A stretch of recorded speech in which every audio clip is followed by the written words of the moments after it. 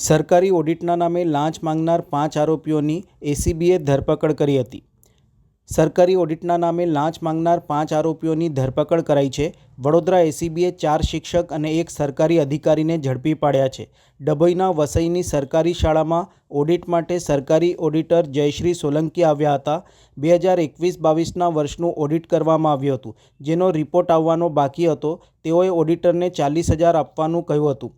20 આચાર્ય દીઠ ₹2,000ની લાંચ નક્કી કરાઈ હતી। ફરિયાદી આચાર્યએ એસીબીને જાણ કરી હતી। એસીબીએ ટ્રેપ કરી 5 આરોપીઓની ધરપકડ કરી છે। આરોપીઓના નામમાં ઘનશ્યામ પટેલ આચાર્ય વસઈ પ્રાથમિક શાળા ડભોઈ, બુદ્ધિસાગર પટેલ નિવૃત્ત શિક્ષક, મહેન્દ્રસિંહ સોલંકી આચાર્ય ખુંદિયાપુરા પ્રાથમિક શાળા ડભોઈ, મુકુંદ ચૌહાણ નિવૃત્ત શિક્ષક ડભોઈ તથા જયશ્રી સોલંકી સરકારી ઓડિટર ગોત્રી વડોદરાની ધરપકડ કરાઈ છે।